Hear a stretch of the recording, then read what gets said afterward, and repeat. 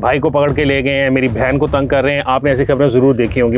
کچہری میں تو مجھے ایک سپاہی نے کہا کہ تم بھاگ سکتے ہو تو بھاگ جاؤ. میرے ساتھ اچھرے کا ایک لڑکا تھا, وہ بھاگ رہے تھے ہم بیٹن روڈ کے اوپر, گولی چلی and he died over there. Zulfikar Ali Bhutto Pakistan کی عوام کے لیڈر تھے جو بچا کچا. میں بھی نام لینے لگا. نو ہم آگے دیر از مجیب الرحمان, میں ولی خان. ہم دیکھیں کہ ایک جج نے جب ذوالفقار علی بھٹو کو پھانسی ہوئی اور میرے پروگرام میں کہا کہ ہم کیا کرتے جی, ہم مجبور ہیں, ہمارے پہ دباؤ ہوتا ہے, ہم فوج سے لڑ تو نہیں سکتے, ہمیں نوکری کرنی ہوتی ہے. تو میں نے اگر وہ شخص اس کا ڈسینڈنگ نوٹ لکھ دیتا تو ذوالفقار علی بھٹو کو سزائے موت نہ ہو. کہ فوجی آ جاتے ہیں, ان کے پاس بندوقیں ہوتی ہیں, ججوں کے پاس تو کوئی بندوق نہیں ہوتی, ہم کیسے ریزسٹ کر سکتے ہیں. تو وہی جو جوڈیشری ہے وہ پھر اس انٹرویو کی روشنی میں اگر ہم دیکھیں تو وہ کس منہ سے ان تمام سیاسی رہنماؤں کو سزائیں دیتی ہے. جب میں نے ان سے کہا کہ آپ نے ایک پرائم منسٹر کو بیڑیاں ڈال کے لے کے گئے تو یہ مناسب نہیں تھا, تو وہ اپنا جو فوجی ہے افسر, وہ اپنا ٹیمپرامنٹ اس نے لوز کر دیا. پھر مسئلے ہوئے نا آپ کے لیے, پھر مسنگ پرسن ہونے لگے تھے, پھر پرانے کیسیں آپ کے کھل گئے تھے, اور ایک ایسا کیس کھل گیا تھا اب آپ نے دوبارہ وہ کر دیا. تو لیکن آپ کیا کرتے ہیں کہ جو ہی جیو شروع ہوتا ہے آپ ایک نیا پروگرام شروع کر دیتے ہیں جواب دہ کے نام سے. کچھ لوگوں کے نام لیے جا رہے ہیں, جنرل فیض کا لیا جا رہا ہے اور جنرل باجوہ کا لیا جا رہا ہے. They are individuals, they don't represent the ادارہ. لوگ مجھے ویسے پسند نہیں کرتے. اب چاہتے ہیں کہ میں کتاب لکھ کے تو اپنے دشمنوں میں اتنا اضافہ کر لوں کہ پھر میں ساری انہی کو بھگتتا رہوں. میرے لیے بہت مشکل ہے. السلام علیکم and welcome to the black box. میں حسین افتخار. آپ کے لیے ہر ہفتے میں لے کر آتا ہوں ایک ایسا گیسٹ جو اس نے دیکھی ہو پاکستانی تاریخ, کیونکہ بلیک باکس کا جو بیسک کانسیپٹ ہے وہ ہے یہی کہ ہم کر رہے ہیں تاریخ کو ریکارڈ. اور آج کے جو میرے گیسٹ ہیں ان کے ملٹیپل رولز ہیں, وہ آپ ان کو مختلف رولز میں جانتے ہیں. ہی از جرنلسٹ, ایک زمانے میں وہ سیاسی کارکن ہوا کرتے تھے, wearer of many hats, and my father Iftikhar Ahmed Sahab. Sir welcome to the show. بہت شکریہ. میں نے کہا جی بتانا ضروری ہوتا ہے ناظرین کو کہ یہ بات بھی کہ آپ میرے والد صاحب بھی ہیں, مطلب یہ آپ کے لیے اعزاز ہے, میرے لیے اعزاز ہے. یہ تو obvious سی بات ہے نا, مطلب یہ تو ہم سوال چھوڑ دیتے ہیں کہ کس کا اعزاز ہے, آپ کا کہ میرا, میں آپ کا بیٹا ہوں کہ آپ میرے والد صاحب ہیں. افتخار صاحب, ناظرین سے ہم جو ہے نا یوزلی لوگوں کا وہ پہلو دکھاتے ہیں جو ان کو پتہ نہیں ہوتا. آپ کو اب لوگ جانتے ہیں ایک بہت معروف صحافی کے طور پر, تجزیہ کار کے طور پر. بہت تھوڑے لوگوں کو لیکن اس بارے میں پتہ ہے کہ آپ جو ہیں وہ اصل میں سیاسی کارکن بھی ہوا کرتے تھے. آپ کی زندگی کے جو فارمیٹیو ایئرز ہیں, جو پہلے سال تھے, جوانی آپ نے اپنی ساری کی ساری پاکستانی سیاست کی جو گلیاں ہیں اس میں ضائع کر دی. تو آج ہم چاہتے ہیں کہ ہم وہاں سے شروع کریں. آپ کا جو پہلا سیاسی ایکسپیرینس ہے وہ ہے آپ کے اسکول کے اندر. آپ ایک الیکشن لڑ رہے ہیں, 8th کلاس میں تھے آپ اس وقت؟ 8ویں جماعت میں تھا. سینٹرل اسکول تھا. مقابلہ تھا میرا 10ویں جماعت کے ایک دوست کے ساتھ, اور میں نے اس کو شکست دی غالباً 173 ووٹس یا 273 ووٹس. اور یہ ہے وہاں سے میری سیاست میں آنے کا آغاز. لیکن انٹرسٹنگ بات یہ ہے کہ ہم نے وہاں پہ کوپن بیچے محترمہ فاطمہ جناح کے. میرے دوست ہیں میاں ناصر, میاں عبد الخالق کے بیٹے. میاں عبد الخالق صاحب وہ ہیں جنہوں نے یہ جو مینار پاکستان بنایا. ناصر میرا کلاس فیلو تھا, اور ناصر نے مجھے کہا کہ ہمیں ماضی ملت کے کوپن بیچنے ہیں. میں نے کہا بالکل ٹھیک ہے, کوپن بیچتے ہیں. یہ وہ ٹائم ہے جب ایوب خان کے خلاف مادر ملت الیکشن لڑنا چاہ رہی ہیں اور ان کی فنڈ ریزنگ کر رہے ہیں. بیسیکلی آپ فنڈ ریزنگ کر رہے ہیں, اور سینٹرل ماڈل اسکول ہے, ریسرچ ہوئی, میں نے بیچے. ریسرچ کے بعد جب میں اپنی کلاس میں گیا تو ہیڈ ماسٹر صاحب کا جو ملازم ہے وہ آیا اور اس نے کہا کہ ہیڈ ماسٹر صاحب طلب کر رہے ہیں. میں گیا, مجھے 4 بیت کی سزا ملی, 2 ایک ہاتھ پہ, 2 ایک ہاتھ پہ. پھر مجھے احساس ہوا کہ میں نے کیا غلطی کی ہے, اور وہ دن میرے لیے بڑا اہم تھا, کیونکہ مجھے سمجھ آئی کہ جمہوریت کے لیے اگر آپ کام کریں گے تو اس کی ایک سزا ہے.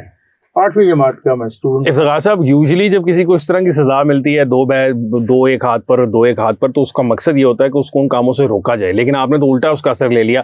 آپ نے وہاں سے اس کے بعد تو فل ٹائم پالیٹکس کا کام شروع کر دیا. آپ نے جرم تو نہیں کر رہا تھا نا, میں تو ایک کوپن بیچ رہا تھا, اور میں ریسرچ میں بیچ رہا تھا, اور میں زبردستی نہیں بیچ رہا تھا, میں گن پوائنٹس پہ نہیں بیچ رہا تھا.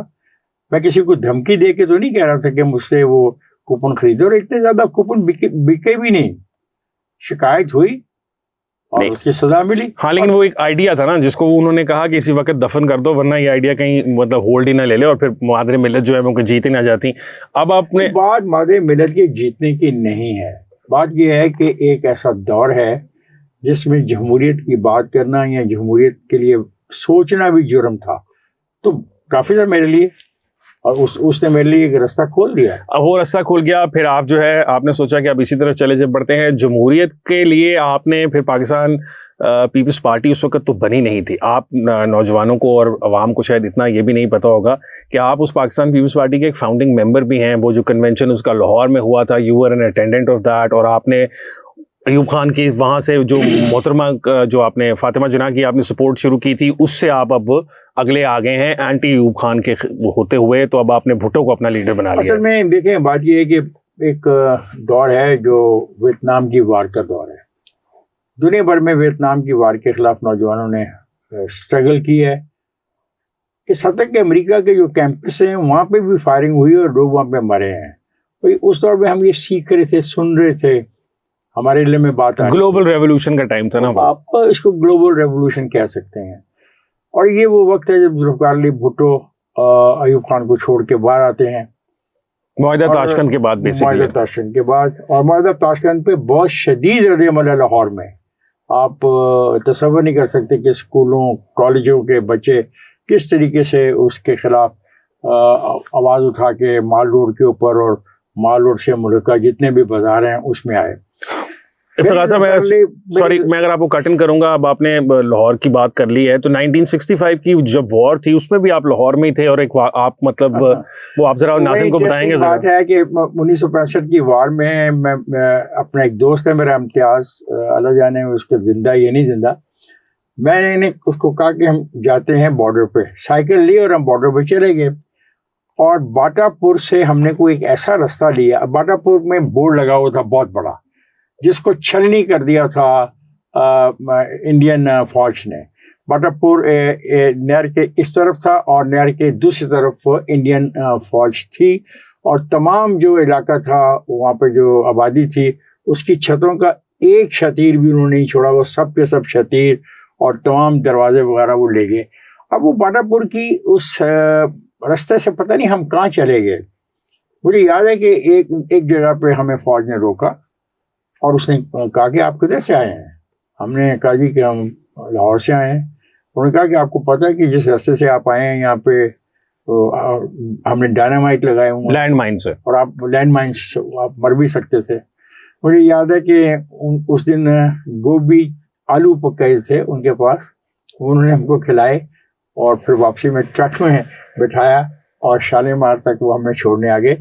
وہ ایک عجیب زمانہ تھا, ایک عجیب ولولہ تھا. آپ تصور نہیں کر سکتے پاکستان کے لوگ کس طریقے سے اپنی فوج کے ہمراہ کندھے سے کندھا ملا کے کھڑے تھے.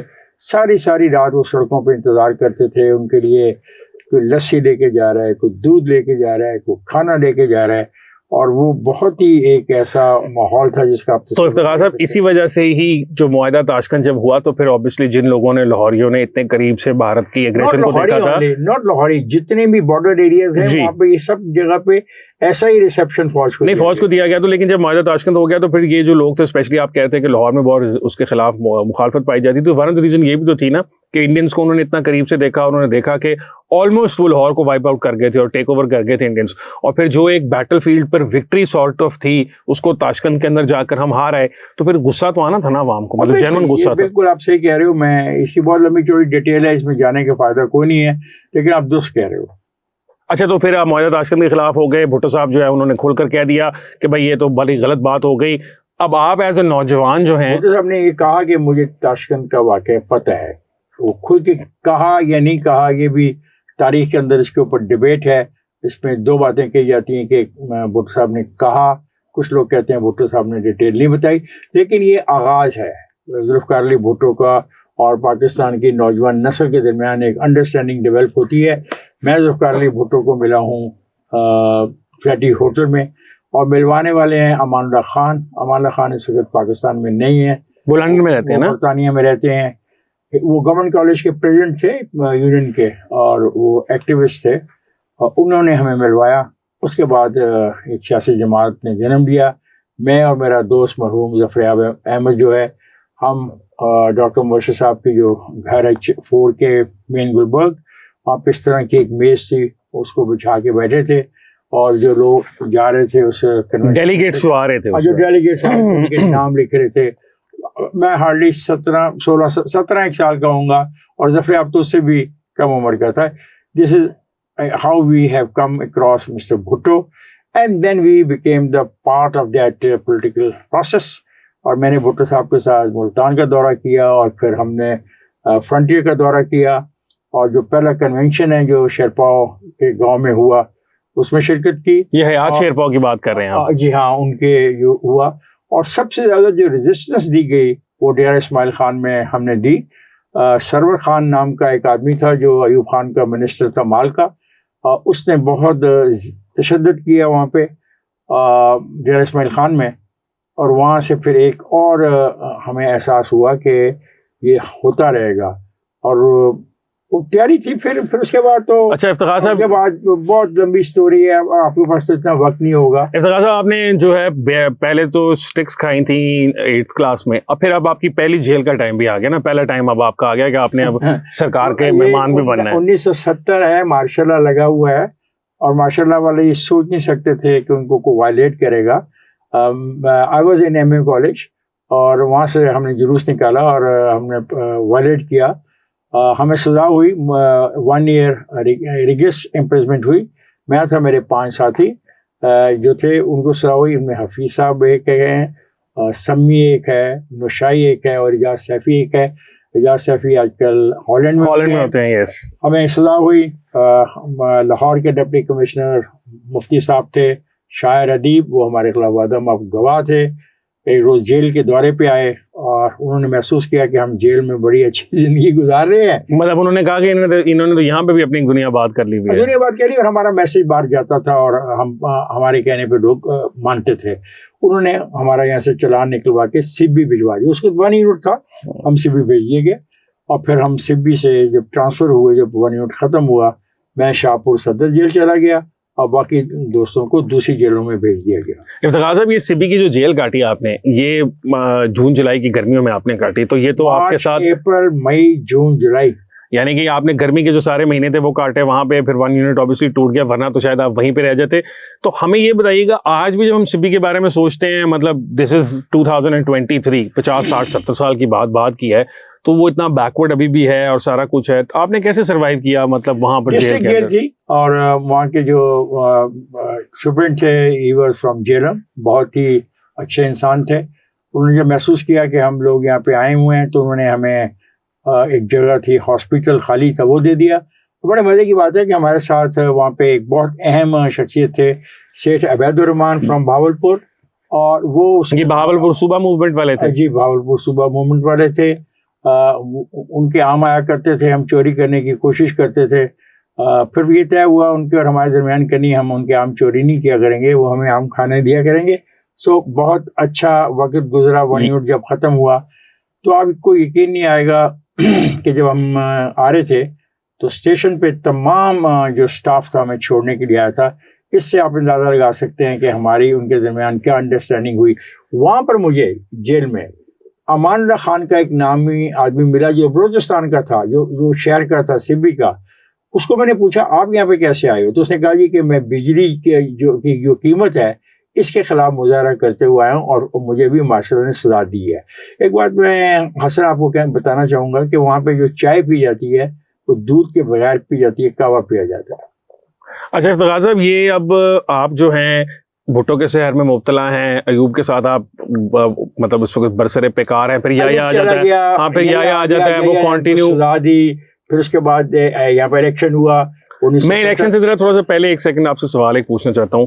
پاکستان کے اندر یہ بہت زیادہ ہسٹوریکل ڈسٹورشن دی جاتی ہے کہ شاید جب ایوب خان کی رژیم تھی تو بھٹو صاحب جو ہیں وہ کوئی اسٹیبلشمنٹ کے کینڈیڈیٹ تھے. میں اس سوال آپ سے اس لیے پوچھ رہا ہوں کہ آپ 70s میں 1 یونٹ ہے, ایوب جا چکا ہے, یا آ چکا ہوا ہے, پاکستان کی اسٹیبلشمنٹ وہی ہے. آپ جو پیپلز پارٹی کے ورکرز ہونے کی وجہ سے جیلیں کاٹ رہے ہیں کیونکہ آپ پولیٹیکل ایکٹیوسٹ ہیں اور پارٹی آپ کی پیپلز پارٹی ہے, تو ہم ان چیزوں کو کیسے ریکنسائل کریں کہ آپ لوگ سارے جیلوں میں کس بات کو آپ ریکنسائل کرنا چاہتے ہو بھائی؟ کہ آپ جیلوں میں ہیں پھر لیکن پھر بھی وہ آپ کا الزام یہ ہے کہ بھٹو جو ہے وہ اس وقت اسٹیبلشمنٹ کا آدمی تھا. لگانے والے ہیں وہ ثابت کر پائے ہیں. تاریخ تو آج ہے نا, آج تو تاریخ ان کے پاس ہے نا. ذوالفقار علی بھٹو کو تو پھانسی لگوا دی ہیں لوگوں نے, تو تاریخ تو ان کے ہاتھ میں ہے, رائٹرس کے ہاتھ میں ہے. تو رائٹرس آج تک ثابت کر سکیں کوئی ایسی بات؟ اگر اس کے اوپر سب سے بڑا الزام جو آپ لگاتے ہو رائٹرس اور یہ جو اسٹیبلشمنٹ کے لوگ ہیں وہ کہتے ہیں کہ اس نے پاکستان کو توڑ دیا, تو اس پہ وہ مقدمہ چلانا چاہیے تھا نا. پھر ایک شخص کے موت کا مقدمہ کیوں چلایا گیا, اور ایسی موت کا جس میں وہ براہ راست ملوث بھی نہیں ہے؟ I am very sorry. جب میں آپ جیسے نوجوانوں سے یہ بات سمجھتا ہوں کہ آپ اس کو اسٹیبلشمنٹ کا اسٹوز سمجھتے ہیں, اور آپ سمجھتے ہیں کہ اسٹیبلشمنٹ کی وہ پیداوار ہے. He was a brilliant lawyer. وہ ایک وکیل ہے کراچی کا, وہ پڑھا لکھا آدمی ہے, اس کی بیک گراؤنڈ ہے. اور دیکھیں, آپ کو یہ بات پسند نہیں آئے گی مجھے پتہ ہے, لیکن ہی واز, اگر اس کو پک, یہ جو باقی جو پک ہوتے ہیں جو آج آپ کے ہیرو بنے ہوئے ہیں, یہ کبھی کسی زمانے میں پک نہیں ہوئے. تو کیا میں ان کی جو قربانی ہے ان کو اس لیے نہ مانوں کہ وہ کسی زمانے میں اسٹیبلشمنٹ نے ان کو پک کیا تھا؟ I am very sorry. یہ رویہ بالکل غلط ہے پاکستان کے اندر. نہ تاریخ پڑھتے ہیں, نہ تاریخ کو جانتے ہیں, سنی سنائی باتوں میں فیصلے کرتے ہیں. اسی لیے تو سر ہم یہ شو کر رہے ہیں نا, تاکہ ہمیں تھوڑا سا ریکارڈ سیٹ کر دیں. اچھا, اب آپ نے جیلیں کا, اب آپ وہیں یونٹ ٹوٹ گیا, آپ شاہپور آ گئے ہیں, ایونچولی آپ جو ہیں وہ ریلیز ہو جاتے ہیں. پاکستان میں الیکشن ہو رہا ہے, 2 یونٹس ہیں, ایسٹ پاکستان اور یہ ویسٹ پاکستان, یہاں پہ دونوں میں ہوتے ہیں. یہاں پر بھٹو صاحب جیت جاتے ہیں, میجورٹی ان کی ہوتی ہے. میں ذرا ان کی سیاسی وکٹری کو بھی ڈسکس کروں گا, I want to discuss it in detail. وہاں پر جو ہیں وہ مجیب الرحمان جیت جاتے ہیں. میں آپ سے یہ جاننا چاہتا ہوں کہ آپ بھی اس پروسیس کے اندر پارٹ رہے, آپ نے بھی بنگالی نوجوانوں سے گفتگو کی.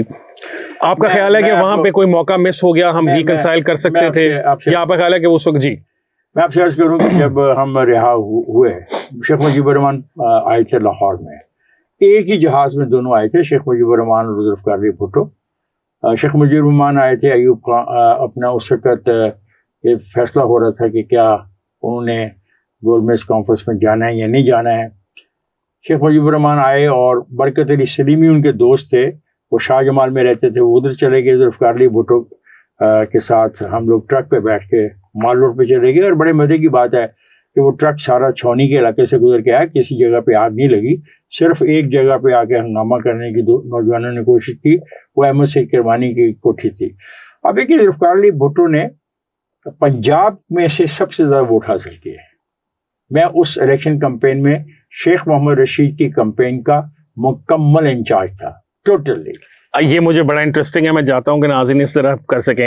یہ جو شیخ محمد رشید صاحب کا علاقہ ہے, یہ بہت سارے اور علاقوں پر تو تھا, لیکن اس میں اچھرے کا علاقہ بھی آتا تھا نا. اچھرا ہے اس میں, یہ جہاں مولانا مودودی صاحب رہتے تھے, بابو صابو تک ہے. اور اچھرے کی بات آپ نے کی, بہت اچھا کیا. مولانا مودودی صاحب وہاں تشریف رکھتے تھے, میاں طفیل صاحب وہاں رہتے تھے, صدیقی صاحب ان کے ایک بہت بڑے رہنما تھے, وہ وہاں پہ رہتے تھے. اور یہ بہت اچھا کمپٹیشن ہوا, میاں طفیل نے کوئی کم ووٹ نہیں لیے. It was a very well contested election.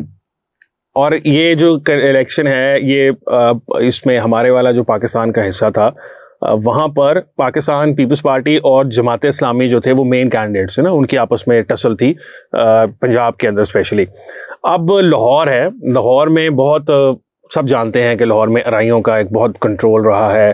آج بھی ویسے لاہور مشہور تھی کشمیری ارائیں, لیکن اس کے بعد ایسے سے لوگ دوسرے لوگ بھی obviously اب تو خیر آج کا ماڈرن لاہور جو ہے ڈومینیٹ کر رہے ہیں, دوسری آج کا ماڈرن لاہور جو ہے وہ تو obviously کافی تبدیل ہو چکا ہے. لیکن ہم 1970s کے لاہور کی جب بات کرتے ہیں تو اس وقت کی جو ڈومینیٹنگ برادری تھی وہ ارائی برادری تھی, اور جس نے آپ نے بتایا کشمیری تھے.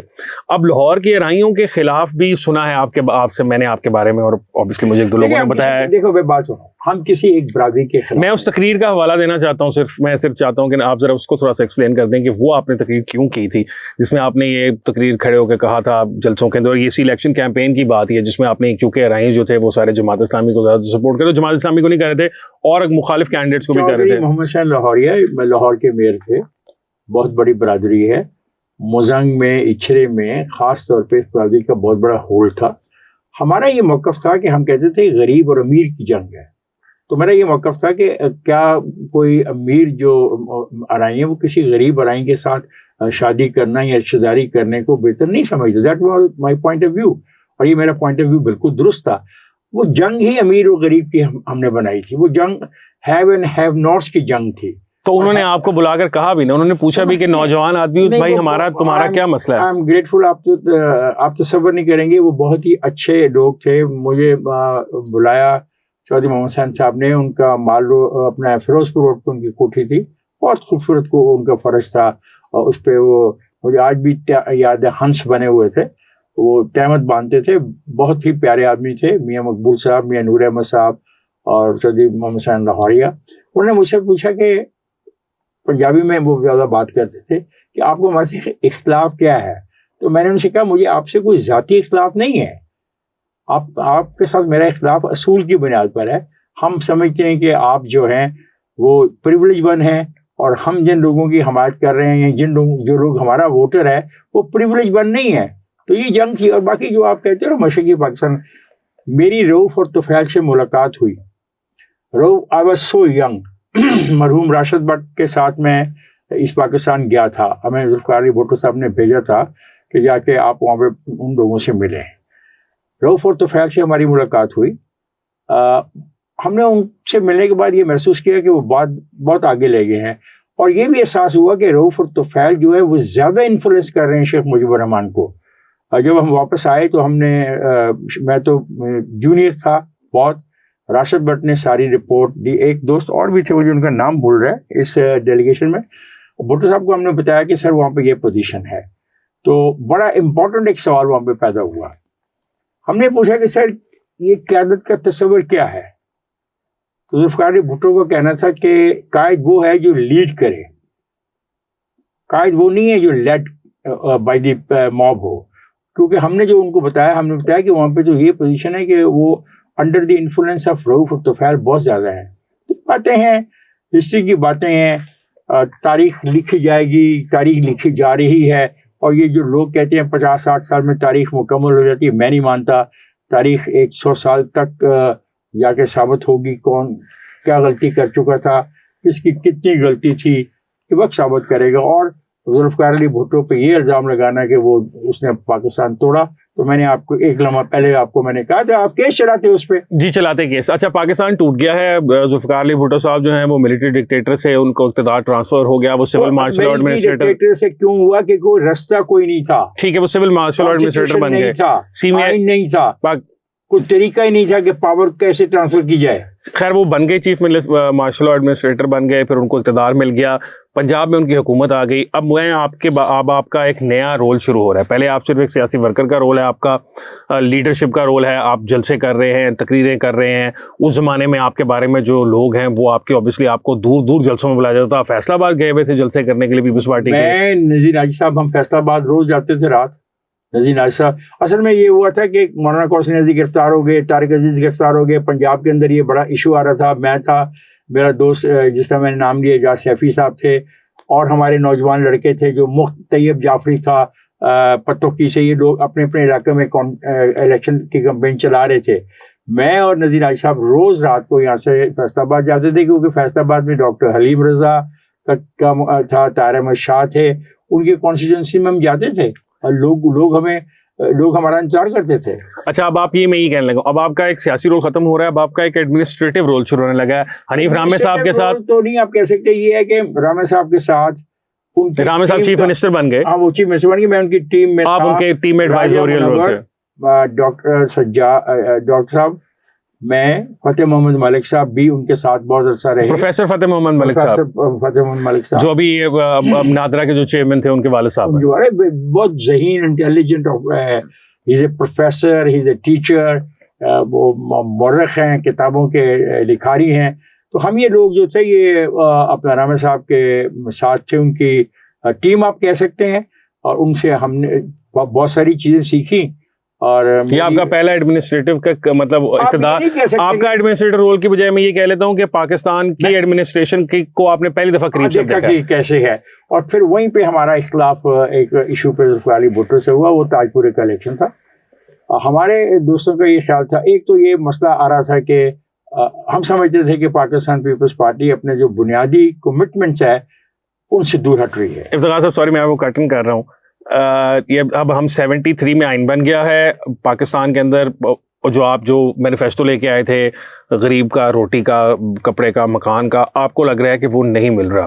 اب ہو یہ رہا ہے کہ چونکہ ہر ریولوشن کے اندر کا انفلوئنس پارٹی میں بڑھ رہا تھا, جو رول تھا ہمارے لوگوں کا لوور مڈل کلاس کا وہ کم ہو رہا تھا, یہ محسوس کیا جا رہا تھا. پارٹی سے سارے انقلابیوں کو ایک ایک کر کے سائڈ پہ کیا جا رہا تھا. پہلے جے رحیم صاحب کی چھٹی کرائی گئی, رحیم صاحب کی چھٹی, خیر یہ آپ بہت دور تک چل جاتے ہیں, آپ ایک جگہ سے دوسری جگہ پہ جمپ کرتے ہیں. میں ایک اصولی بات کر رہا ہوں. اصولی بات یہ ہے کہ پاکستان پیپلز پارٹی کا جو انفلوئنس تھا لوور مڈل کلاس کا وہ کم ہو رہا تھا. پارٹی کو ٹیک اوور کر رہے تھے, فیوڈل لارڈز کر رہے تھے, امیر لوگ کر رہے تھے. یہ ایک ایسا صورتحال تھی جس کو ہم سمجھتے تھے کہ یہ درست نہیں ہے. اس کے لیے ہم نے کہا ذوالفقار علی بھٹو کو ایک اوپن لیٹر لکھا, کہا آئیے بیٹھتے ہیں اور دیکھتے ہیں کہ ہمارے سے کیا خرابیاں ہو رہی ہیں. تب بائی دیٹ ٹائم رامے صاحب کو ہٹا دیا گیا تھا, ان کی جگہ نیا چیف منسٹر بھی لے آئے تھے. مصطفیٰ کار اور رامے صاحب کی جو جھگڑا تھا وہ کافی دور حد تک چلا گیا تھا. ہم نے کہا کہ آئیے بیٹھ کے دیکھتے ہیں کہ جو ہم نے وعدہ کیا تھا عوام سے وہاں پہ ہم سے کیا غلطی ہوئی ہے. یہ تھا ایک اختلاف. یہ اختلاف تاج پورے میں بہت سامنے کھل کے نظر آیا. تاج پورے کے الیکشن میں ہمارا یہ موقف تھا کہ اس الیکشن کو ہونے دیں بالکل انڈیپینڈنٹ, یہاں پہ کچھ بھی نہ انفلوئنس کیا گیا. لیکن فیڈرل سیکورٹی فورس نے وہاں پہ ایک ایسی صورتحال پیدا کر دی جہاں پہ لوگوں کی ڈیتھ ہوئی. مجھے آج بھی یاد ہے کہ میں نے اور ساجد پرویز نے ایک ڈیڈ باڈی اٹھائی ہوئی ہے, اور یہ تصویر اس وقت کا AFP نے چھاپی ہے. تو وہ بڑا افسوسناک واقعہ تھا. اس کے بعد چیزیں بکھرتی گئیں. پھر کیا ہوا, پھر میں بتاتا ہوں ناظرین کو کیا ہوا. ناظرین پھر ہوا یہ کہ جس طرح دنیا بھر کے اگر آپ نے انقلابوں کو پڑھا ہو, چاہے وہ فرینچ ریولوشن ہو, رشین ریولوشن ہو, کہیں پہ بھی ہو, تو ہوتا یہ ہے کہ افتخار صاحب جیسے بہت سارے انقلابی جو ہیں وہ ایکچولی انقلاب کے اندر بلیو کرنا شروع کر دیتے ہیں, جبکہ لیڈر جو ہوتا ہے ہم کو ہتھیاروں کو نہیں ہتھیاروں کی طرح نہیں, لیکن جو بھی سوشل چینج کا انقلاب کا وعدہ آپ سے کیا گیا تھا آپ کے لیڈر کی طرف سے, آپ لوگ ایکچولی اس میں یقین کر رہے تھے. اس نے صرف وعدہ نہیں کیا تھا, ہم اس کے ساتھ شامل تھے, آپ لوگ شامل تھے, لیکن دین مطلب ایونچولی ہوتا ہے پھر ایسا ہے کہ جو اوبیسلی لیڈر ہوتا ہے وہ پھر اپنی اقتدار کو بچانے کے لیے کمپرومائز کرنا شروع کر دیتے ہیں. تو جو افتخار صاحب جیسے لوگ ہوتے ہیں وہ اس کمپرومائز کو برداشت نہیں کرتے. جیسے لوگ ہو گئے نا سر, میں نے اس لیے جیسے لوگ کا بھی ایڈیشن کیا. حنیف رحمان منور صاحب تھے, آپ سب لوگ جو ہیں. اب میں بتاتا ہوں نا ناظرین کو آپ سب کے ساتھ کیا ہوا. اور ہم مسلم لیگ میں چلے گئے. مسلم لیگ میں ایک واقعہ ہوا. مسلم لیگ کے اجلاس کے اوپر اپنا پولیس نے اٹیک کر دیا. پیر اف پگاڑا شریف وہاں پہ موجود تھے, وہ تو تحفظ سے نکل گئے. وہاں پہ ملک قاسم صاحب بھی موجود تھے. ہمیں گرفتار کر لیا گیا, ہمیں قلعے لے جایا گیا. آئی وینٹ ٹو دی قلعہ, میں قلعے میں گیا جون کے مہینے میں. آئی ریمبر 21 جون تھی. 21 جون کو میں گرفتار کر کے میں ایک دوست کے گھر بیٹھا تھا, اور مجھے گھر سے اطلاع آئی کہ میرے بھائی کو لے گئے ہیں تھانے میں. تو میں گیا تھانے میں. ناظرین یہ امپورٹنٹ بات اس لیے ہے کہ یہ 1977 ہے, 2023 میں بھی پاکستانی ریاست کا سسٹم نہیں بدلا. آج بھی آپ اخباروں میں خبریں سنتے ہوں گے, ٹیلی ویژن پہ سنتے ہوں گے, کوئی سیاسی رہنما کہہ رہا ہوگا کہ جی میں گرفتار نہیں ہو پا رہا تو یہ میرے بھائی کو پکڑ کے لے گئے ہیں, میری بہن کو تنگ کر رہے ہیں. آپ نے ایسی خبریں ضرور دیکھی ہوں گی. میں چاہتا تھا کہ افتخار صاحب یہ بات بتائیں آپ کو کہ 1977 سے لے کے آج تک پاکستانی ریاست بدلی نہیں ہے. یہ بات بھی بتاؤں گا کہ میرے بارے میں بھی نہیں پتا تھا میں کہاں گیا. You were a missing person, نا basically. I was a missing person in the month of June. اور نوائے وقت کی بیک پیج پہ ایک چھوٹی سی خبر ہے کہ افتخار احمد کو گرفتار کر لیا گیا اور ان کو نامعلوم مقام پہ لے جایا گیا ہے. بس یعنی کہ آپ لاپتہ ہو گئے. اور پھر obviously وہ پھر اگلا پارٹ آف دا جو ہے اس کا وہ ایک ٹراما ہے بیسیکلی آپ کے لیے. آج آپ اس انٹرویو میں جاننا کیا چاہ رہے ہیں, واٹ از یور پالیسی کیا تمہاری ہے, کیا چاہتے ہیں؟ ہم جاننا یہ چاہ رہے ہیں نا, ہم ہسٹوریکل فیکٹس کو اکٹھا کر رہے ہیں نا. ہمارا کانسیپٹ یہ ہے بلیک باکس کا کہ we are sort of sorting out history. تو اچھا خیر اب آپ گرفتار ہو گئے ہیں جیل میں خیر آپ قلعے میں ہیں, گھر والوں کو آپ کے پتہ نہیں ہے کہ آپ کہاں ہیں, جسے ہم ماڈرن زبان میں آج کل کہتے ہیں کہ مسنگ پرسن ہو گئے ہیں آپ. کافی عرصہ آپ مسنگ پرسن رہے, خیر ایونچولی آپ باہر نکل آتے ہیں. افتخار صاحب مجھے یہ بات بتائیے گا کہ ایک ایسا لیڈر جس کے لیے آپ نے اپنی جوانی کے سارے سال ضائع کر دیے, جس وقت لوگ محبتیں کر رہے ہوتے ہیں, خواتین کو خط لکھ رہے ہوتے ہیں خوشبو بھرے اور پھولوں کی اور اس طرح کی باتیں کر رہے ہوتے ہیں, دو میں سے ایک ہی کام کر سکتے ہیں. آپ انقلاب لا رہے تھے نا اس وقت, آپ نعرے لا رہے تھے. چلیں ہم کوشش کر رہے تھے آپ انقلاب لانے کی. اچھا اب یہ ہو گیا, آپ کا مطلب you would have been very heartbroken at that time because I know that soon after your father also passed away. Yes. Your leader was مطلب وہ لیڈر جس سے آپ نے پہلی محبت کی یا جس انقلاب سے یا جس آئیڈیا سے وہ ہینگ ہو گیا, آپ کے والد صاحب فوت ہو گئے, تو that would have been the most depressing part of your life. میں تو چھوڑ گیا تھا, میں تو I left the city. I left the city. I left my family. حالانکہ میں سب سے بڑا بھائی تھا. My father died because of me. جو مجھے جو ان کو جو صدمہ ہوا, I was missing, couldn't find me. And then دباؤ تھا کہ آپ ان کے خلاف بیان دیں. اس میں تو لکیلی جب مجھے پیش کیا گیا وہاں پہ کچہری میں, تو مجھے ایک سپاہی نے کہا کہ تم بھاگ سکتے ہو تو بھاگ جاؤ. اس وقت اس زمانے میں یہ جو لاہور کی جو کچہری تھی, اس کی جو اس میں جو بار روم تھا اس کی دیوار اتنی نہیں تھی, تو مجھے اس نے کہا تم بھاگو, جس ایک وکیل کے پاس پہنچ جاؤ. بھاگ کے جس وکیل کے پاس میں گیا, میں نہیں جانتا تھا یہ وکیل کون ہے. پتہ لگا بعد میں کہ وہ احسان مائی ہے. میں نے ان کو کہا کہ ایسا ہوا, وہ میرے ساتھ مجسٹریٹ کے پاس گئے. انہوں نے کہا کہ اس کو جو لایا جا رہا ہے یہ تو زبردستی اس کو قلعے سے لے کے آئے ہیں. وہ پولیس مکر ہی گئی کہ وہ مجھے قلعے سے لائے یا نہیں لائے. So the matter was drop over there. بات یہ ہے حسن صاحب, اب آپ کا ایک نیا فیز شروع کر لیتے ہیں. میں ایک بات بتانا چاہتا ہوں, ہم نے کوئی احسان نہیں کیا. میرے ملک کے تمام لوگ لڑکے ایسے کر رہے تھے, خواہ وہ کراچی کے تھے, ایک جنریشن تھی نا آپ کی ڈھاکہ کے تھے, خواہ وہ پشاور کے تھے, خواہ وہ پنڈی کے تھے, وہ سب یہی کر رہے تھے. اپنی اپنی سیاسی پارٹیوں کے ساتھ مل کر وہ ایک تبدیلی کی خواہش کر رہے تھے, اس کے لیے ہر جگہ قربانی دے رہے تھے. میں کوئی خاص آدمی نہیں تھا جس نے قربانیاں دی. لوگوں نے اپنی زندگی گنوائی. میرے ساتھ اچھرے کا ایک لڑکا تھا, وہ بھاگ رہے تھے ہم بیٹن روڈ کے اوپر, گولی چلی and he died over their. تو لوگوں نے قربانی دی اس زمانے میں, ہم نے آپ نے بھی دی. اب ہم اگلے آپ کے فیز کی طرف جاتے ہیں. آپ سب سے بدل ہو چکے ہیں, اوبیسلی آپ نے کچھ روٹی روزی بھی کمانی ہے. اب آپ گیا, میں شہر چھوڑ کے چلے گئے, پھر اب آپ کاشتکار بن گئے. میں کاشتکار بن گیا, اور جب میں کاشتکاری وغیرہ سے واپس آیا, 2 سال میں یہاں پہ رہا لاہور میں. دین آئی جوائن دس جرنلزم, اور ٹوڈے آج آپ ایک journalist. First I have worked for print media. اب تقریباً 4 دہائیاں ہو چکی ہیں. 1983-4 کے اندر آپ آئے تھے صحافت کے اندر, اب 2023 ہے, 4 دہائیاں 40 سال ہو چکے ہیں. میں اب لوگ بہت سارے آپ کو صحافی کے طور پہ تو جانتے ہیں, تو اوبیسلی میں چاہتا تھا کہ ذرا آپ کا پچھلا جو بیک گراؤنڈ ہے اس کے بارے میں زیادہ ڈسکشن کر لوں. اب آپ صحافت میں آ گئے ہیں, آپ نے اپنی زندگی کا زیادہ عرصہ جو ہے وہ جنگ گروپ کے ساتھ گزارا. پھر اوبیسلی 2002 کے اندر جیو جب آ گیا, چھوٹا سا ایک تھا شروع آپ نے وہاں سے کیا. آفتاب اخبار تھا, استقلال تھا, ظہور شہید سر کا. انہوں نے مجھے کا انٹرویو لی. دین میں ممتاز صاحب کے آفتاب میں چلا گیا, اور پھر ہم نے کوشش کی صباح الخیر نکالنے کی. 3 زمانوں کے اخبار ناکام ہو گئے, سارا پیسہ اجاڑ دیا. And then I was asked to join Jang by Mir Shakil الرحمان.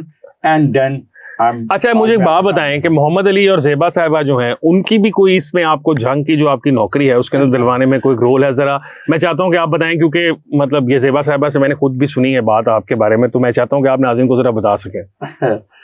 یہ دیکھیں, I been a member of film censor board. Bhutto Sahab کا, بھٹو صاحب کے زمانے میں پاکستان پیپلز پارٹی کے پہلے دور میں ممبر تھا سینسر بورڈ کا. وہاں پہ تمام ان لوگوں سے اچھی خاصی ایک انڈرسٹینڈنگ ہو جاتی ہے, بلکہ روزانہ آپ کو ایک فلم سینسر کرنی پڑتی ہے. And I was one of the youngest member of that. اور ویسے گولڈن ایرا بھی تھا 70s میں. میرے ساتھ جہانگیر بدر تھے صاحب بھی تھے, میرے ساتھ اور لوگ بھی دوست تھے. ملکہ پکھراج تھی, میرے ساتھ باری صاحب تھے, آغا جے گل صاحب تھے. یہ وہ زمانہ ہے وہاں پہ ان سے ہوئی.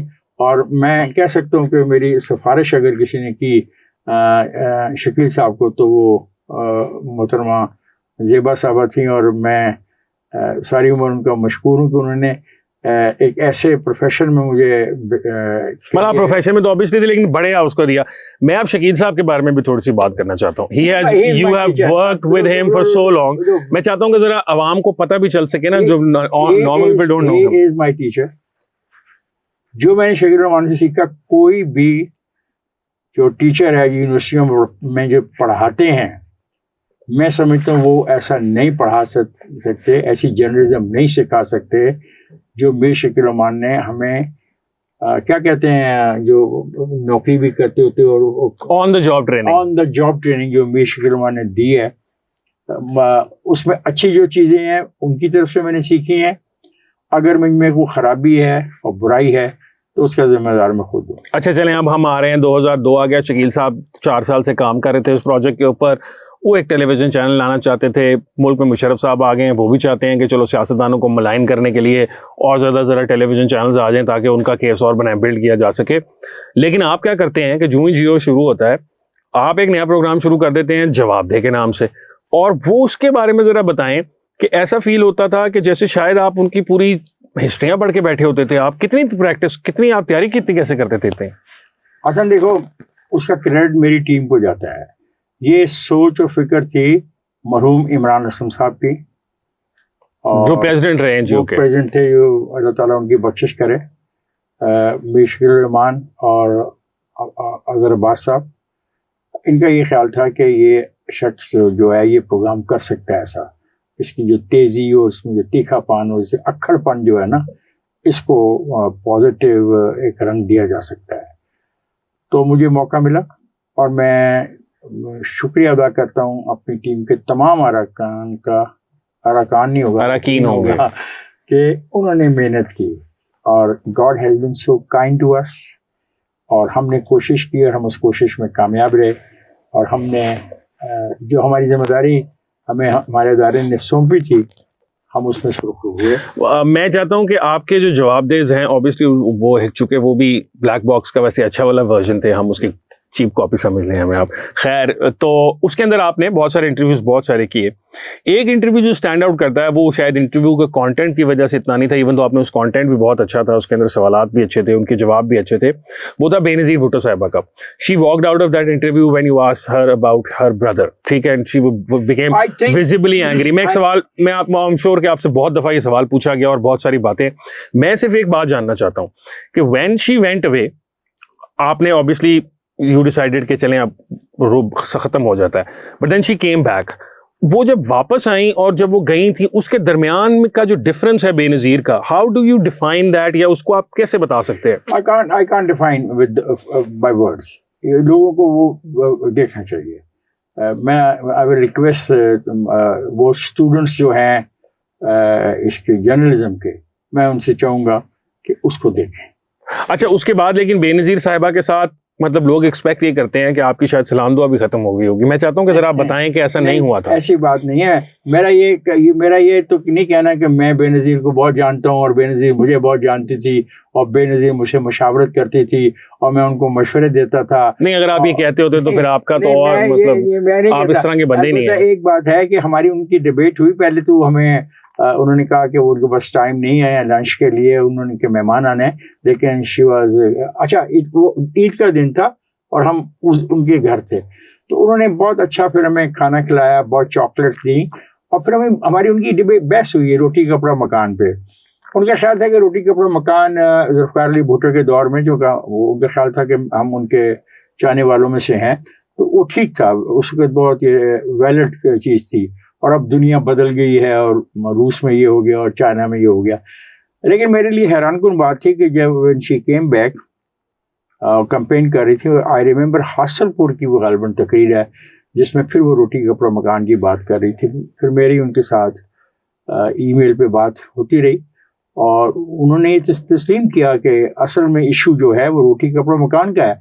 इसको मुख्तलिफ मुल्कों में मुख्तलिफ तरीके से पेश किया जाता है। कहीं पे कहा जाता है ये सोशल वेलफेयर स्टेट है, तो सोशल वेलफेयर स्टेट भी तो यही है ना। तो मेरा ख्याल है कि वो इस पर कन्विंस थे और यही हकीकत है, हम माने ना माने।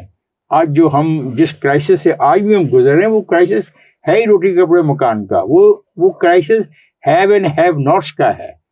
अब मसला ये है कि जो हैव वाले हैं आज वो उस स्टेज पे पहुंच गए कि हैव नॉट्स उनका मुकाबला कर ही नहीं सकते।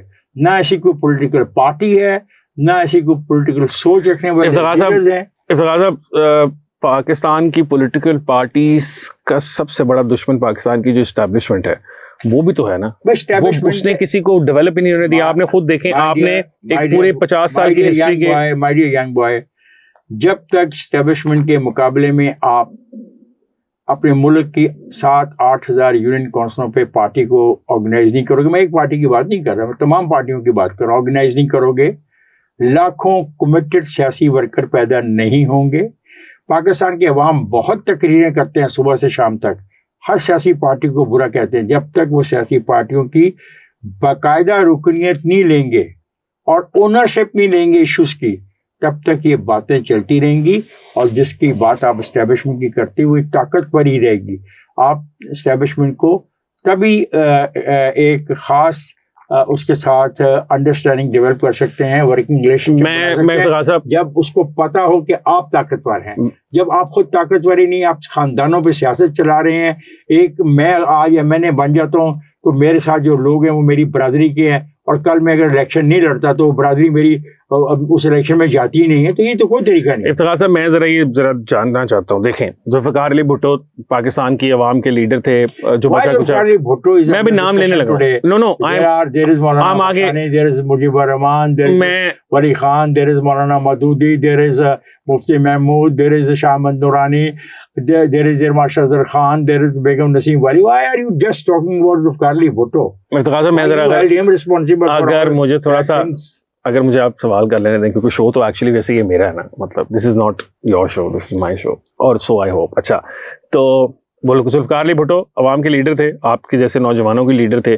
اس کو اسٹیبلشمنٹ نے پھانسی پہ لگا دیا 109 کے اندر, جس کی آج تک کبھی دوبارہ پریسیڈنٹ کیا نہیں گیا کہ 109 کے اندر کسی اور کو پھانسی دی گئی ہو. پھر اسٹیبلشمنٹ نے نواز شریف صاحب کو پروموٹ کیا بے نظیر صاحبہ کا راستہ روکنے کے لیے.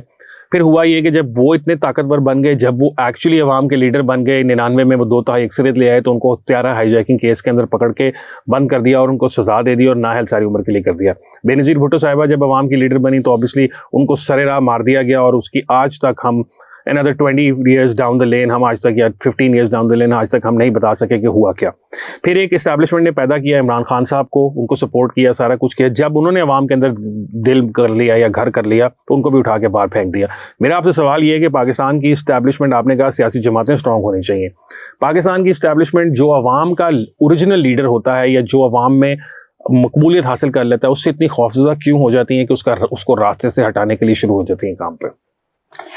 دیکھیں, میں تو خیر ابھی بھی وہی کہوں گا کہ اگر اسٹرانگ پولیٹیکل پارٹیز ہوں, جس طرح کی میری خواہش ہے, اور یہ بات میں نے ایک صدر کے ساتھ کی بھی تھی, ان صدر صاحب کی خواہش تھی کہ میں ان کے ساتھ کچھ کام کروں, اور وہ چاہتے تھے اور ایمانداری سے وہ چاہتے تھے. تو میں نے کہا تھا کہ ہاں, اگر آپ اپنی پولیٹیکل پارٹی کو آرگنائز کرنا چاہتے ہیں سائنٹیفک بنیادوں پر, تو شاید میں آپ کے ساتھ چلوں اور یہ کام کر بھی دوں, لیکن ایسا نہیں ہو سکا. اور دوسری بات یہ کہ میں آپ کی بات کر رہے ہیں, دیکھیں نا, اگر ہم دیکھیں کہ ایک جج نے جب ذوالفقار علی بھٹو کو پھانسی ہوئی اور میرے پروگرام میں کہا کہ ہم کیا کرتے جی, ہم مجبور ہیں, ہمارے پہ دباؤ ہوتا ہے, ہم فوج سے لڑ تو نہیں سکتے, ہمیں نوکری کرنی ہوتی ہے, اور میں نے اگر وہ شخص اس کا ڈسینڈنگ نوٹ لکھ دیتا تو ذوالفقار علی بھٹو کو سزائے موت نہ ہوتی. صاحب جیسے نسیم حسن شاہ صاحب کی بات کر رہے ہیں, اور میں بالکل آپ نے خود ہی اس طرف چلے گئے. میں اگلا سوال آپ سے پوچھنا چاہتا تھا کہ آپ نے وہ انٹرویو کیا, that is probably the only interview جہاں پہ ایک اتنا ہائی لیول کا جج جو ہے, چیف جسٹس بھی رہ چکا ہے, اور جس نے اتنا بڑا فیصلہ ہے, وہ اپنے منہ سے خود مان رہا ہے کہ فوجی آ جاتے ہیں, ان کے پاس بندوقیں ہوتی ہیں, ججوں کے پاس تو کوئی بندوق نہیں ہوتی, ہم کیسے ریزسٹ کر سکتے ہیں. تو وہی جو جوڈیشری ہے وہ پھر اس انٹرویو کی روشنی میں اگر ہم دیکھیں تو وہ کس منہ سے ان تمام سیاسی رہنماؤں کو سزائیں دیتی ہے یا کچھ کرتی ہے؟ مطلب ان کی اپنی بھی کوئی طریق نہیں ہے, وہ اپنے اندر بھی نہیں دیکھ سکتے. قصوروار آپ ہیں نا, یہ پارلیمنٹ ہے. جب 18ویں ترمیم کے اندر پارلیمنٹ نے ایک طریقہ کار کو وضع کر لیا کہ ان ججز کی تعیناتی کیسے ہوگی, تو انہوں نے جب دباؤ ڈالا تو انہوں نے آپ نے 18ویں ترمیم ختم کر کے 19ویں ترمیم لے آئے. اور دیکھیں, بات یہ ہے کہ پھر میں کہوں گا آپ کو, جب تک پاکستان کے اندر مقامی حکومتیں آپ قائم نہیں کرتے, 70-80 ہزار نئی لیڈرشپ نئی جنم آپ دیتے, تب تک یہ مسائل آپ بھگتتے رہیں گے. میں آپ کو ایک بات بتاؤں کہ میں نواز شریف کی گرفتاری کے بارے میں نے ایک انٹرویو کیا. راشد قریشی صاحب DGISPR ہوتے تھے, میرے ساتھ فاروق اقدس صاحب تھے میرے دفتر جنگ سے, اور مرحوم جاوید بھٹی صاحب فوت ہو گئے ہیں. اور یہ جو اپنا ہے ان کا سہولت رضا, بریگیڈیئر سہولت رضا DGISPR کے آفیسر تھے, وہ ہمارے ساتھ اس انٹرویو میں موجود تھے. جب میں نے ان سے کہا کہ آپ نے ایک پرائم منسٹر کو بیڑیاں ڈال کے لے کے گئے تو یہ مناسب نہیں تھا، تو وہ اپنا جو فوجی ہے افسر، وہ اپنا ٹیمپرامنٹ اس نے لوز کر دیا، کھڑا ہو گیا، اور اس نے میرے پہ شاؤٹ کرنا شروع کر دیا کہ you are a bloody Indian agent, اور اس نے کہا کہ میں تمہیں سبق ایسا سکھاؤں گا کہ تم زندگی بھر یاد رکھو گے، اور اس نے وہ ٹیپ ریکارڈ اٹھا لیا. آپ نے بھی تو اس کو افتخار صاحب کہا نا پھر آگے سے کہ آپ وردی میں ہو کر پیسے لیتے ہیں وردی وہ بات نہیں، جب میں ٹیپ ریکارڈ اٹھا لیا، اور میں نے اس کو کہا کہ اگر میری کسی بات سے آپ کو دکھ پہنچے ذاتی ہے اپالوجائز، میرا کوشچن ایک پرائم منسٹر کے بارے میں ہے. آپ نے اس پرائم منسٹر کو بیڑیاں ڈال کے اس کو آپ لے کے جاتے ہیں، اس کے ہتھکڑی لگائیے، وہ اتنا نہیں برداشت کر سکتے. اور اس کے بعد پھر مسئلے ہوئے نا آپ کے لیے، پھر مسنگ پرسن ہونے لگے تھے، پھر پرانے کیسیں آپ کے کھل گئے تھے، اور ایک ایسا کیس کھل گیا تھا اب آپ نے دوبارہ وہ کر دیا تو میں وہ بھول ہی گیا تھا بات. نہیں حسن نہیں، میں بات کر رہا ہوں رویے کی، ہم رویوں کی بات کر رہے ہیں کہ ڈسینٹ تو وہ دیکھ ہی نہیں سکتے نا، سن سکتے. کیوں نہیں دیکھ سکتے؟ اگر اسٹرانگ پولیٹیکل پارٹیز باہر ہوں، اگر ایک پولیٹیکل پارٹیاں ایسی ہوں جن کے پاس 10 لاکھ کمیٹڈ لوگ ہوں، تو میں دیکھتا ہوں کہ اس قسم کے جو افراد انڈیویجول ہیں، یہ they don't represent the ادارہ. جو ابھی کچھ لوگوں کے نام لیے جا رہے ہیں، جنرل فیض کا لیا جا رہا ہے اور جنرل باجوہ کا لیا جا رہا ہے، they are individuals, they don't represent the ادارہ. اسی طریقے کا وہ آدمی ہے. جب باہر اگر طاقت ہو سیاسی پارٹیوں کے پاس تو ایسے افراد اور انڈیویجول ہوئے ہیں. اور آپ نے عمران کی بات کی، عمران ڈیلیور کر سکتا تھا، لیکن جب عمران کو افراد نے اپنے ہاتھوں کھلایا اور اپنے مخالفین کے خلاف استعمال کیا، یعنی کہ انہوں نے کوشش کی کہ نواز شریف کا خاندان اور آصف زرداری کا خاندان ہمیشہ کے لیے پاکستان کی سیاست سے ختم ہو جائے، جب وہ یہ کھیل کر رہے تھے اس کو استعمال کر کے، تو وہ بھی غلطی کر رہا تھا کہ ان کے ہاتھوں استعمال ہو رہا تھا. اگر وہ ان کے ہاتھوں استعمال نہ ہوتا تو شاید آج یہ صورتحال نہ ہوتی جہاں پہ وہ اس کو فیس کرنا پڑ رہا ہے ان چیزوں کا. تو میں آپ کا شکریہ ادا کروں گا کہ آپ نے مجھے موقع دیا یہ بات کہنے کا. Let there be a local bodies and the powerful local bodies. آئین میں 3 چیزیں لکھی ہیں، آپ ان کو مکمل اختیار دیں اور سیکھیں دنیا میں جہاں پہ لوکل باڈیز ہیں. بھارت میں تو ان کو کانسٹیٹیوشنل پروٹیکشن بھی ہے. اور میں آپ کو یقین دلاتا ہوں کہ پاکستان میں ایک اچھا معاشرہ جنم لے سکتا ہے. 5-10 سال میں مسائل طے ہو سکتے ہیں، غریبوں کی غربت بھی کم ہو سکتی ہے. افتخار صاحب، پروگرام کا ہمارا وقت ختم ہو رہا ہے. آخری سوال میں آپ سے پوچھنا چاہتا ہوں، راشد قریشی صاحب کی بات سے مجھے بات یاد آ گئی، بیکاز اوبیسلی یہ ٹائم جی خیر وہ اوبیسلی مجھے بھی یاد ہے، آپ کافی دیر کے لیے غائب ہو رہے تھے اور بڑے مسئلے چل رہے تھے گھر میں، تو ہمیں تو چھوٹے تھے نوجوان، مطلب we would have been 15-16 at that time, maybe even less than that. اچھا خیر، میں آپ سے نہیں، پوائنٹ ایک دم مجھے بات یاد آ گئی، اس کے اندر میں مس آؤٹ کر گیا تھا. میں جاننا چاہتا ہوں کہ مقبول بھٹ صاحب کے ساتھ آپ کی کیا واقف کاری تھی؟ یہ جو کشمیری لیڈر تھے جن کے اوپر بعد میں پھر گنگا طیارے کا بھی کیس چلا، اس گنگا طیارے کے کیس میں بھی آپ کا کوئی رول تھا؟ آپ ہائی جیکر بھی ہوا کرتے تھے؟ Absolutely not. پاکستان پیپلز پارٹی میں ایک اصولی فیصلہ ہوا. یہ فیصلہ ذوالفقار علی بھٹو نے کیا اور ہمارے تک یہ فیصلہ ڈاکٹر مبشر حسن نے پہنچایا. یہ جو ہوٹل ہے جس کو اب یہ بیچ رہے ہیں مال روڈ پہ، وہ بیچ دیا ہوا ہے، مجھے ہوٹل کا نام یاد نہیں آ رہا. جی بیچ دیا. مقبول بٹ صاحب وہاں رہتے تھے. ڈاکٹر مبشر صاحب نے مجھے، احمد رضا قصوری، ظفر عبد کو کہا کہ ہمیں مقبول بٹ صاحب کے ساتھ ٹریول کرنا ہوگا اور ان کے جلسے جو ہیں ارینج کرنے ہوں گے. پہلا جلسہ لاہور میں ارینج کیا گیا، دوسرا جلسہ گوجرانوالے شیرانوالہ باغ میں کیا گیا، تیسرا جلسہ راولپنڈی میں کیا گیا. ہم بالکل پارٹی کے ہدایات کے ساتھ ان کے ساتھ تھے. صاف ظاہر ہے کہ جب آپ ایک لمبے عرصے کے لیے کسی کے ساتھ رہیں تو ان کے ساتھ ایک دوستی انڈرسٹینڈنگ ڈیولپ ہو جاتی ہے. میں نے ان کو ایک اچھا شخص پایا اور وہ ایمانداری سے ایک کوشش کر رہے تھے. وہ نہ تو پاکستان کی کشمیر کی بات کرتے تھے، نہ وہ ہندوستان کے کشمیر کی بات کرتے تھے. آپ ان سے اتفاق کریں یا نہ کریں، وہ ایک انڈیپینڈنٹ کشمیر کی بات کر رہے تھے. اور یہ بات انہوں نے اس وقت کے جو پریزیڈنٹ یحییٰ خان تھے ان کو بھی بتائی، اور یہ ان کی سٹوری ہے. ان پہ مقدمہ چلا، لیکن سپریم کورٹ آف پاکستان نے، جس میں عابد حسن منٹو صاحب ان کے وکیل تھے، یہ اس بات ثابت کی کہ وہ انڈین ایجنٹ نہیں تھے. یہ وہ سٹوری ہے. اگر لوگوں کو نہیں پتا تو سپریم کورٹ کا وہ فیصلہ پڑھ. اچھا افتخار صاحب، آخری سوال میرا یہ ہے کہ آپ نے اتنا کچھ دیکھا، وٹنس ٹو آف ہسٹری رہے ہیں. بنگلہ دیش کی فارمیشن, پیپلز پارٹی, ذوالفقار بھٹو کا عروج, اس کا زوال, ضیاء الحق کا دور, پھر مشرف, نواز شریف, بے نظیر اور اب عمران خان, یہ سب کچھ آپ نے دیکھا. کتاب آپ نے نہیں لکھی. بہت سارے لوگ یہ آپ سے سوال پوچھتے ہیں, لوگ جاننا چاہتے ہیں. یہاں پر ہر شخص جو کس نے چھوٹا سا بھی کوئی رول تھا اس نے اپنی کتاب لکھ دی. آپ نے کتاب کیوں نہیں لکھی, کیا ریزن تھی؟ لوگ مجھے ویسے پسند نہیں کرتے. آپ چاہتے ہیں کہ میں کتاب لکھ کے تو اپنے دشمنوں میں اتنا اضافہ کر لوں کہ پھر میں ساری عمر انہی کو بھگتتا رہوں. میرے لیے بہت مشکل ہے. بعض کا یہ سچ لکھنا بہت مشکل ہوتا ہے. اور لیٹ می کوٹ ممتاز بھٹو. میں نے ممتاز بھٹو صاحب سے پوچھا کہ آپ نے ذوالفقار علی بھٹو کے بارے میں کتاب کیوں نہیں لکھی. انہوں نے کہا کہ کچھ چیزیں ایسی ہوتی ہیں سوچنا پڑتا ہے. ایک طرف ذوالفقار علی بھٹو کی میرے پہ احسانات اور ایک طرف تاریخ کی حقیقتیں. تو اگر مجھے بھی یہ دیکھنا پڑتا ہے کہ میں نے بطور انسان رہنا بھی ہے اور کچھ تاریخ کی حقیقتیں. چلیں افتخار صاحب, بہت شکریہ آپ کا کہ آپ نے خیال کیا تھوڑا سا کہ آپ نے رہنا بھی ہے, ورنہ انفلٹرڈ قسم کی آپ نے زندگی گزاری ہے. اور اگر آپ نے یہ فلٹر پہلے رکھ لی ہوتی تو شاید آج آپ پاکستان کے اندر سیاسی عہدوں پہ ہوتے بڑے بڑے.